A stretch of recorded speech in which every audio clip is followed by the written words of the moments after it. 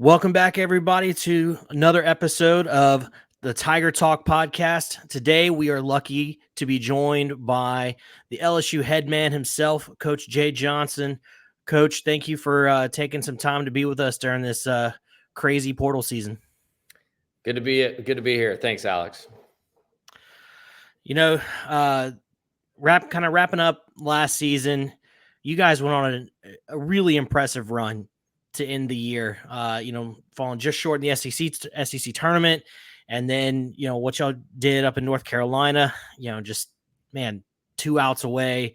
You've mentioned that this was the second toughest loss of your life. What are you going to remember most about this team in this past season? Yeah, I think a couple things come to mind, and they may not be on the surface of what everybody thinks. I think it's a team that worked extremely hard. Looking at the past couple national champion seasons after winning the national championship, it was a determined group, and we came in. I thought we prepared well for the season. We got off to a great start. We hit a massive speed bump, in early SEC play, which if you look back at the schedule and the teams that we played, you're talking about the national champion, you're talking about an Omaha team, you're talking about a team that was number one for most of the season, and then Vanderbilt, who's always really good in consecutive weeks. And once we got past that, got to the back half of SEC play, I thought our players did a good job kind of weathering that storm. We continued to compete. Everybody in the team remained positive through those struggles, and we really started to play our best towards the end.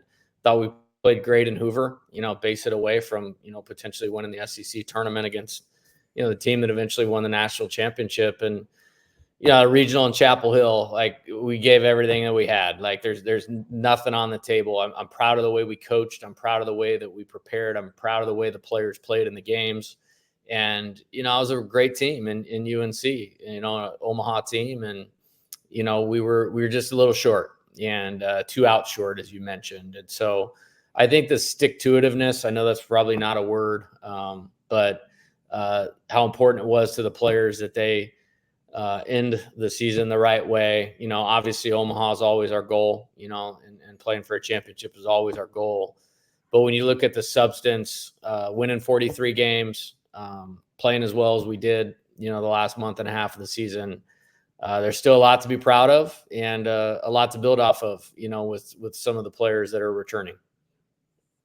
Yeah, absolutely. One of the players that was really key in that Chapel Hill regional was Will Helmers. Man, he came up so clutch, and he's been in the program forever. I mean, he's 4 years there. Talk about what it means for a program to have guys like a Will Helmers to come in and to stick with it. What does that mean for you and your program? Yeah, I'm glad you brought that up. I'm incredibly proud of Will. He's not a good story. He's a good pitcher. And I think a pro team should sign him. He's unique and he's competitive. He's got the right makeup. And, he's throwing 93 miles an hour from a tough arm slot with a good out pitch. And so I think there's a place for him in professional baseball. I hope he gets that opportunity. But, I'd call Will a dying breed almost. And what I mean by that is guys, very often, whether it's LSU or anywhere else, they won't stick around and kind of work while they wait and continue to be a great teammate, great leader. Will did that. And I really want him to get rewarded with a professional baseball opportunity because of that. Pitched the game of his life in that regional final. The only reason we were in the game with a chance to win with 2 outs to go was the performance that Will gave us. And he pitched the day before. He finished the game against Wofford, which was a win in the NCAA tournament. He pitched twice very successfully in Hoover, and I'm really proud of him for how he ended the season.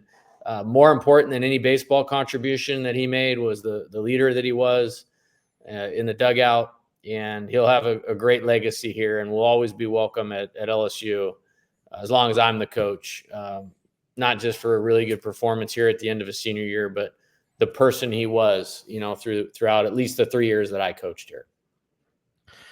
Yeah, you mentioned how the landscape of college baseball has changed.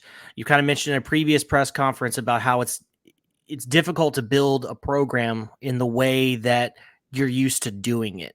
Can you kind of expound on that idea, and talk about how your strategies have changed over time when it comes to team and program building. Yeah, I think, when you look at, just where I've been, like we've been able to get things moving pretty quickly. You know what I mean? At Nevada, we won the first Mountain West championship in school history in our second year. At Arizona, we went to Omaha in our first year. And from there, you only get to Omaha if you have old players that play great. And then you kind of have to rebuild it. And then we were able to rebuild it. And, 4 seasons later, we're back in the College World Series with a group of players that, played as freshmen, sophomores. And then when it was their time as juniors, we were competing for a national championship again. And I enjoy that. And at LSU, one of the things I was excited about coming to LSU is I knew that we would have Dylan Cruz, Trey Morgan, Jordan Thompson, Ty Floyd for 2 years. And we obviously capitalized on that. And something I'll always be very proud of is, at least to this point, no coach has won a national championship in their second season. It's never happened before. And, we were able to add those right pieces, Paul Skeens, Tommy White, to make that happen. And then even going forward this year, you had the Hayden Travinsky back, Tommy White for 2 years, all these players that had invested a lot into this thing. Alex Milazzo, those guys had been here, all 3 years that I have been here, and stayed with it. And were not in key roles. They were not the guy on either of the first 2 teams, but they stayed with it and were great program guys and contributed on the field and got to the forefront of this thing. It's just really hard to get players to buy into that thought process. It's just what I would call a microwave or now society. If I don't get what I want now, then it makes it easier to move on. And I have no problem with the transfer portal or any of these new rules. I think it's great that players have options. It's just the way that it is. So it takes some adjusting, in your philosophy. And I'm proud of our 3 years here. I think we have the second most wins in college baseball over the last 3 years, second or third most wins. Obviously, the national championship in 23. First team of the last few to be able to sustain a really good season after a national championship.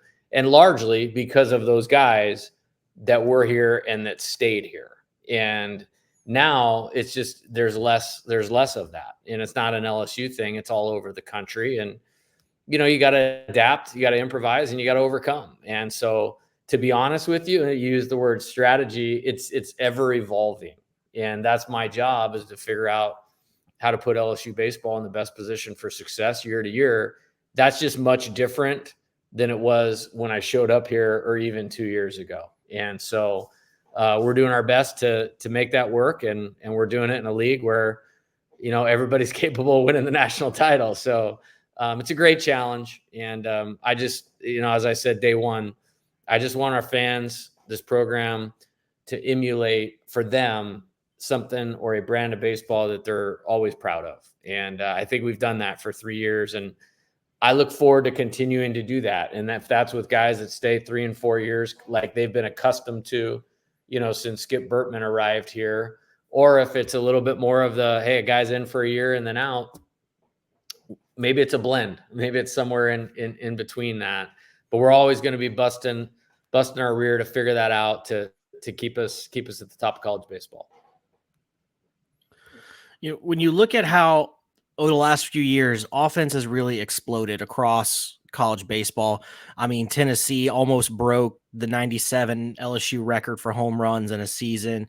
And the when you look at the teams in the tournament, the teams that were in the top 5 in ERA of teams that were in the tournament, only one of them made it to Omaha, and all 5 of the ones in batting average made it to Omaha. The one that made it to Omaha in the top 5 in ERA was Tennessee.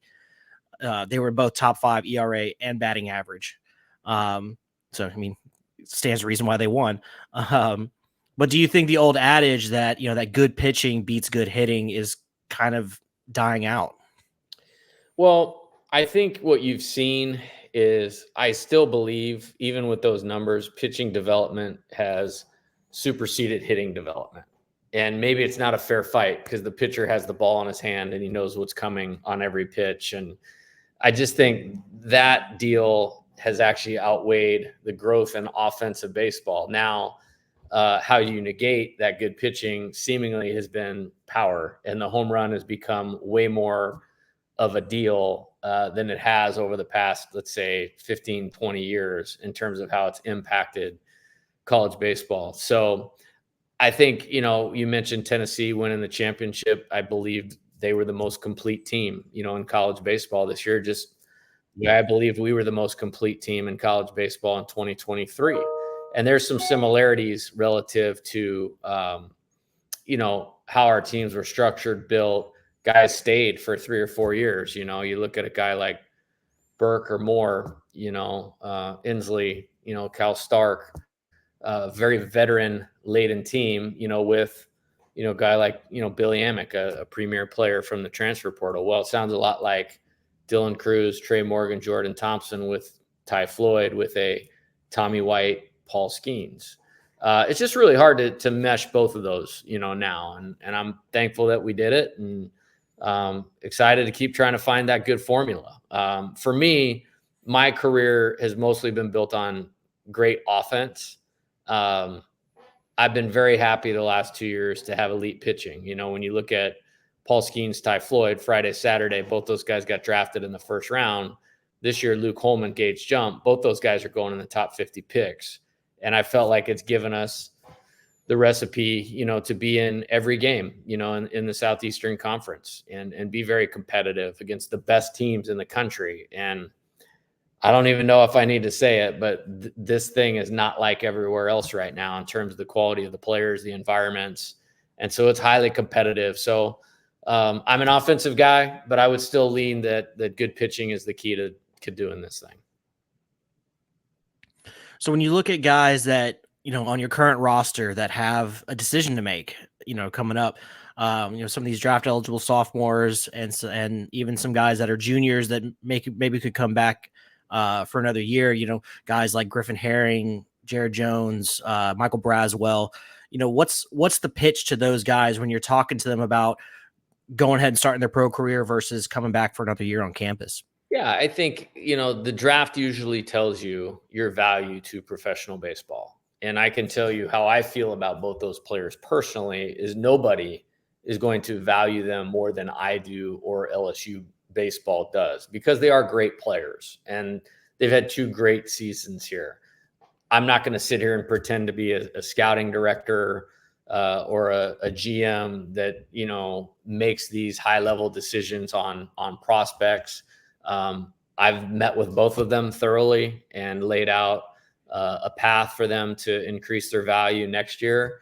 And then it's the pro baseball team's job to decide how they value them right now. And they just know they're very much valued here. They still have plenty of leverage because they'll be a junior next year. And I think both of them would be the face of LSU baseball. And you think about the guys over the years that have been the face of LSU baseball, whether that's Dylan Cruz, Paul Skeens, Aaron Nola, Kevin Gosman, DJ LeMahieu, Alex Bregman. Like, that's a pretty good list. Tommy White, it's a pretty good list to put yourself on. And then if you track those guys' careers, they all did just fine. And so I think, in Griffin and Jared's case, and those are the 2 that you mentioned, they're obviously welcome back here with open arms. And, if they do fall short of where they want to be in the draft, they're going to get everything myself and my coaching staff has to develop them to be where they want to be in the draft next year. I want one of 2 outcomes. I want them obviously to be back or to get their value in this draft. And I think that means being drafted very high. I mean, if you do research on major league players, because those 2 want to be major league players, it's important that you're drafted high. Like, it's not just about the money or the signing bonus. If you're a first round pick, you're probably going to make it, and then the odds go down significantly when you go to round 2, and they go down really significant when you go to round 3. And so I think being drafted high on top of the money is really important. When you're looking at bringing guys into the program from the portal, what are some of like the critical traits and factors that you're looking at from a player?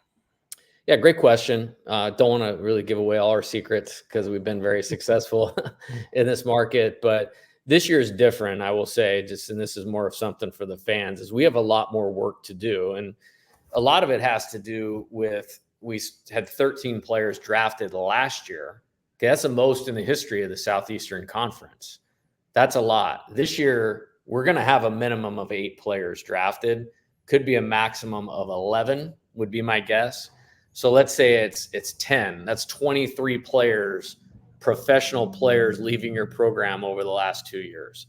Therefore, we have more holes that we need to fill. And so we've been aggressive, in this market. And as far as what we're looking for, I want guys to come here from an individual standpoint that believe we can help them increase their value in professional baseball, no different than we were just talking about with Griffin and Jared, because of the development platform that we provide here, which has been very successful. Nobody's been better at the portal too high in the draft. When you look at Jacob Berry, first college player taken in 2022.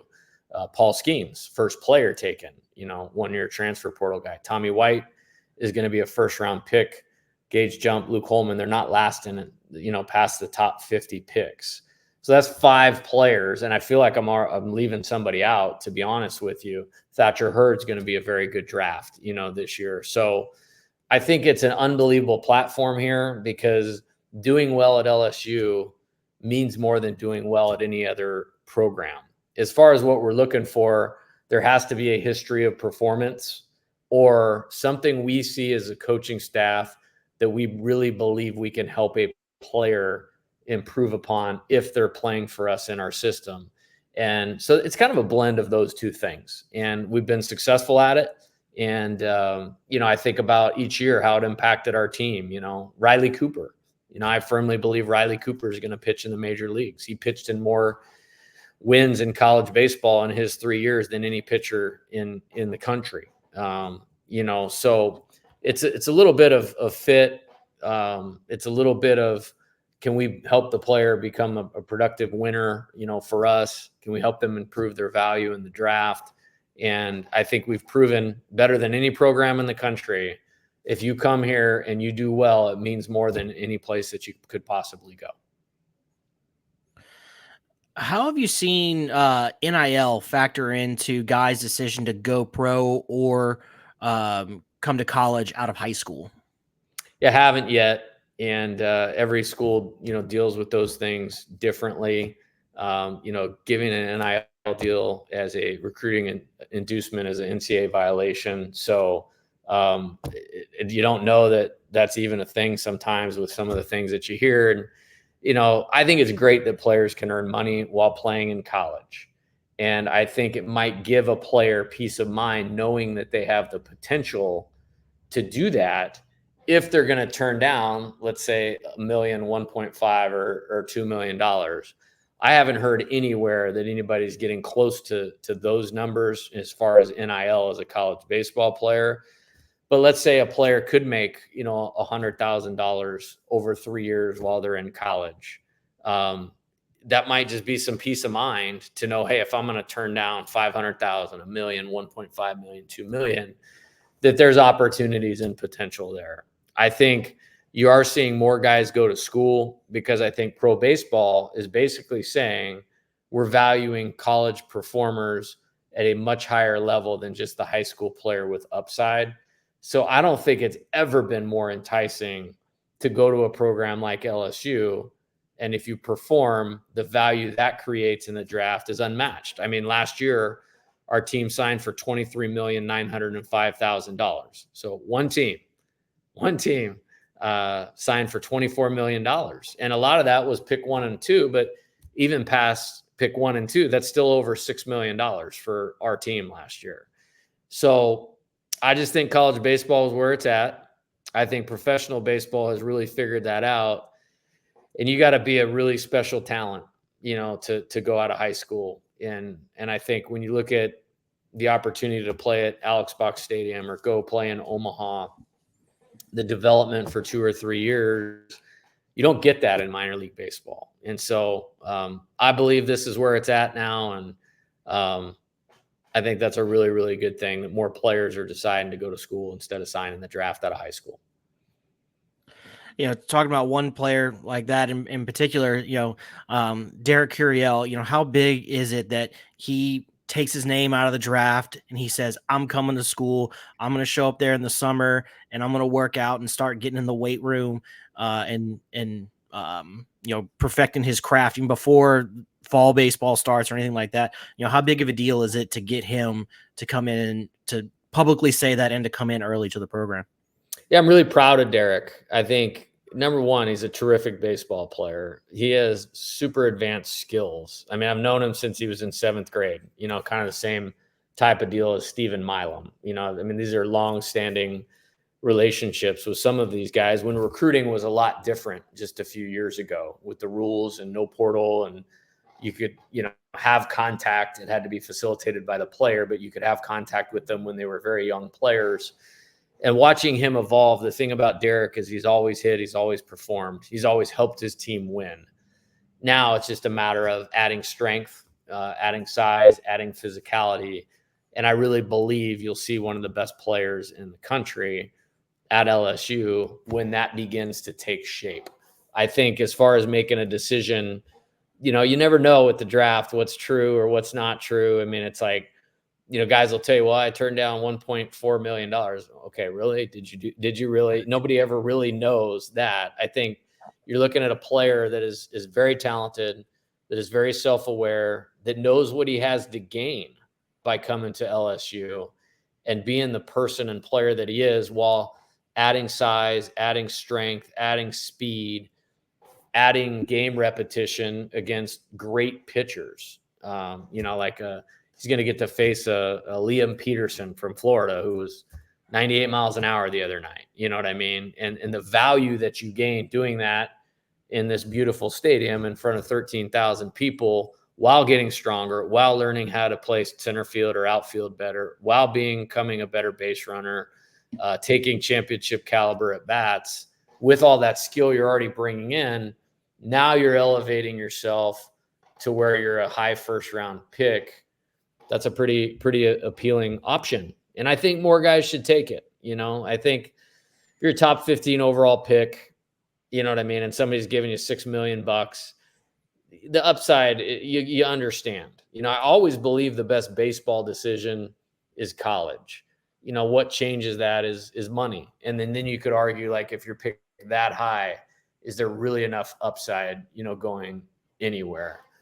But like I said, for me, it's the first round. If you're drafted in the first round, understood. If it's past that, you're moving into this territory where it's a coin flip of whether you're ever going to play one day in the major leagues. And, if baseball is the most important thing in your life, I think you wouldn't want to leave it to the chance of a coin flip.